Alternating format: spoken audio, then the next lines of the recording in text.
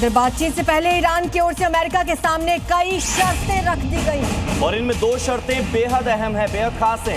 एक कि ईरान ने यह मांग की है कि लेबनान में पूरी तरह से सीज फायर लागू हो। दूसरी प्रमुख शर्त है कि ईरान का जो फंड है वो जारी किया जाए, जो अब तक फंड फ्रीज कर दिया गया है उसे फिर से जारी कर दिया जाए। ये 2 शर्तें ईरान की ओर से रखी गई हैं। दोनों मुद्दे हल होने चाहिए, ये कहना है संसद के अध्यक्ष गालिबाफ का। बातचीत से पहले ईरान की ये 2 शर्तें। हालांकि बातचीत की शर्तों के साथ साथ डोनाल्ड ट्रंप की धमकी भी है कि ईरान अगर नहीं मानता तो हमारे ओर से हमले तेज होंगे। सीज फायर को लेकर ऐसा लग रहा है कि दोनों ही देशों के बीच में सहमति बन सकती है, लेकिन उससे पहले ईरान ने जो 2 शर्तें रखी हैं, ये 2 शर्तें काफी ज्यादा महत्वपूर्ण हैं। दरअसल ईरानी संसद के स्पीकर मोहम्मद बागेर गलीबाफ ने साफ कर दिया है कि लेबनान में संघर्ष विराम और बातचीत शुरू होने से ईरान की अटैच की गई संपत्तियों को मुक्त किया जाए, और दूसरा इजराइल लेबनान में संघर्ष विराम। हालांकि लेबनान में इजराइल ने बमबारी रोक दी है और ईरान की संपत्तियों को भी रिलीज करने की बात की जा रही है। ऐसे में कयास लगाए जा रहे हैं कि आज का दिन मिडिल ईस्ट समेत पूरी दुनिया में शांति लेकर आएगा।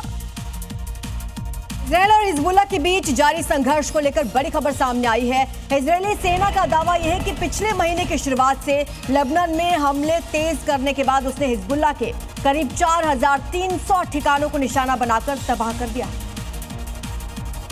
आईडीएफ का दावा है कि उसने हिजबुल्लाह के लगभग 1400 सदस्यों को भी मार गिराया है। इजराइल ने यह भी कहा कि उसकी 5 सैन्य डिवीजन दक्षिण लेबनान में एक साथ टारगेट ऑपरेशन चला रही है।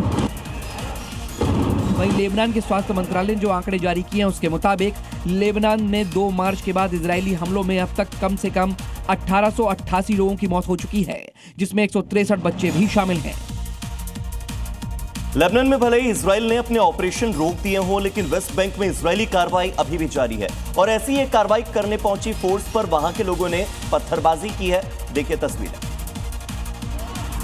तस्वीरें यरूशलेम में वेस्ट बैंक के शहर सैर की हैं, जहां इजरायली ऑक्यूपेशन फोर्सेस ने रेड की। इस दौरान उनको विरोध का सामना करना पड़ा। ऑक्यूपेशन फोर्सेस की गाड़ियों पर पत्थरबाजी भी की गई। रेड का विरोध कर रहे लोग अपने घरों से गाड़ियों पर पत्थर फेंक रहे थे।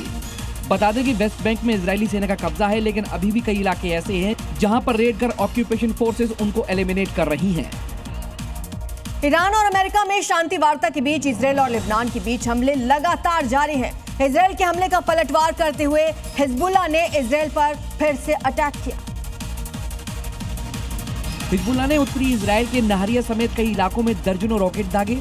हमले के बाद लोगों को अलर्ट कर दिया गया। हालांकि रॉकेट अटैक में कोई भी जानहानि या बड़ा नुकसान नहीं हुआ। कुछ जगहों पर छोटी मोटी आग देखी गई। एक तरफ इजराइल हिजबुल्लाह और उसके ठिकानों को लेबनान में टारगेट कर रहा है, तो दूसरी तरफ हिजबुल्लाह भी हमलों का जवाब दे रहा है। जबकि ईरान ने साफ कर दिया है कि जब तक लेबनान में सीज फायर नहीं होगा तब तक अमेरिका में शांति वार्ता नहीं होगी।